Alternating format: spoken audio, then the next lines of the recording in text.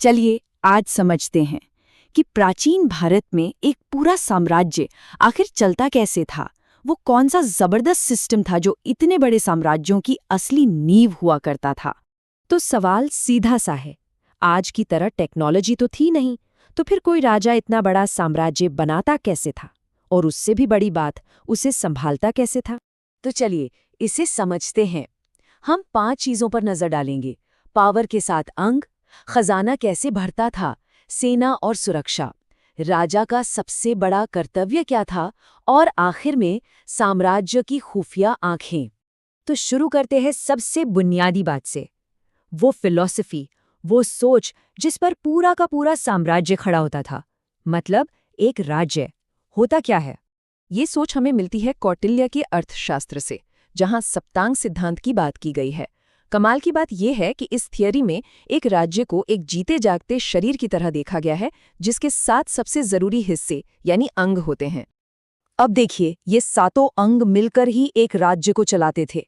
राजा यानी स्वामी वो शरीर का दिमाग था, तो मंत्री यानी अमात्य उसकी आंखें, जमीन और लोग मतलब जनपद वो थे पैर जिन पर राज्य खड़ा था, और किले यानी दुर्ग वो थी मजबूत बाहें।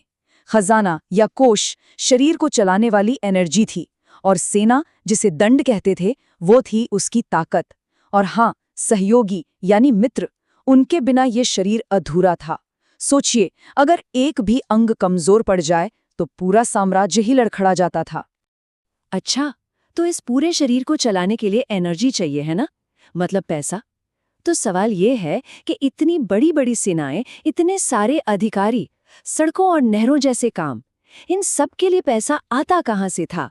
इसका जवाब है एक बहुत ही बढ़िया टैक्स सिस्टम में। देखिए, सबसे मेन टैक्स था भाग, जो आमतौर पर फसल का छठा हिस्सा होता था। व्यापार पर शुल्क लगता था। राजा की अपनी जमीन से जो कमाई होती थी उसे सीता कहते थे। अरे यहाँ तक कि सिंचाई की सुविधाओं पर भी उदक भाग नाम का एक टैक्स था। और अगर कोई इमरजेंसी आ जाए तो राजा प्रणय यानी प्यार का तोहफे के नाम पर एक स्पेशल टैक्स भी वसूल सकता था। और ये सब कुछ ऐसे ही नहीं होता था, पूरा एक सिस्टम था। एक ऑफिसर होता था समाहर्ता, जिसे आज का कलेक्टर जनरल समझ लीजिए। वो इस पूरी टैक्स कलेक्शन प्रोसेस को सुपरवाइज करता था। ये दिखाता है कि उस जमाने में भी कितनी ऑर्गेनाइज्ड ब्यूरोक्रेसी थी।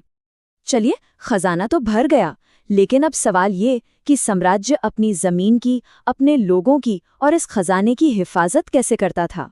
यहीं पर एंट्री होती है सेना की। उस वक्त की भारतीय सेना चतुरंग के फॉर्मूले पर बनी थी। मतलब सेना के 4 हिस्से थे: पैदल सैनिक, घुड़सवार, रथ और सबसे खतरनाक युद्ध हाथी। जी हाँ, इन्हें उस जमाने का टैंक कहा जाता था।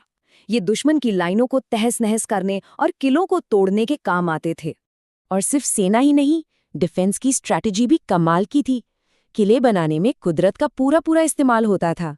जैसे पानी से घिरा किला कहलाता था औदिक दुर्ग, पहाड़ी की चोटी पर बना किला होता था गिरी दुर्ग, रेगिस्तान के बीच में धानवन दुर्ग और घने जंगलों से घिरा होता था वन दुर्ग। मतलब हर तरह से सेफ्टी। लेकिन देखिए, कोई भी साम्राज्य सिर्फ ताकत और पैसे के दम पर नहीं चल सकता। उसकी बुनियाद में न्याय का होना बहुत जरूरी था, और ये राजा का सबसे पवित्र, सबसे बड़ा कर्तव्य माना जाता था। और न्याय का मकसद क्या था?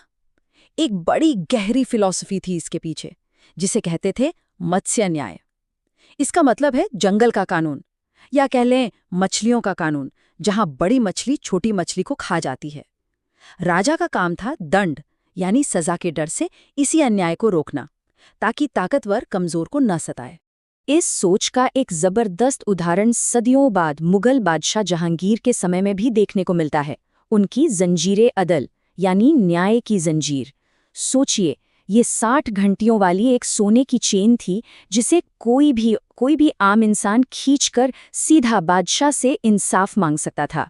और अब आते हैं उस सीक्रेट हथियार पर, जिसके बिना शायद कोई साम्राज्य एक दिन भी नहीं टिक सकता था।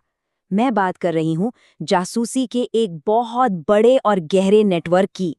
ये जासूस असल में राजा की आंखें और कान होते थे।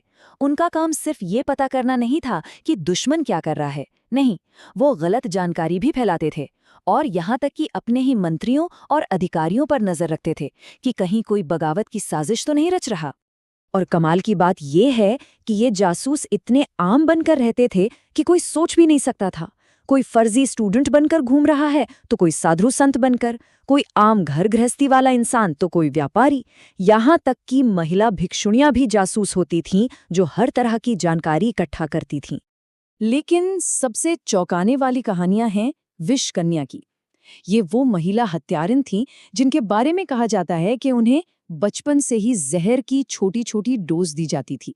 इससे उनका शरीर खुद जहरीला हो जाता था, जो किसी और के संपर्क में आने पर जानलेवा साबित होता था। सोचकर भी अजीब लगता है ना? तो ये बात तो साफ है, जितनी जरूरी एक ताकतवर सेना और भरा हुआ खजाना था, उतनी ही या शायद उससे भी ज्यादा जरूरी थी खुफिया जानकारी। असल में ये जो दिखाई न देने वाला नेटवर्क था ना, यही अक्सर एक राजा की असली पावर हुआ करता था। तो ये सारी बातें हमें एक आखिरी सवाल पर लाके छोड़ देती हैं। अगर पैसा, ताकत और इन्फॉर्मेशन के इन पुराने उसूलों ने इतने बड़े बड़े साम्राज्य खड़े किए, तो आज के दौर के लीडर्स के लिए इन तीनों में से सबसे ज्यादा जरूरी क्या है? सोचने वाली बात है।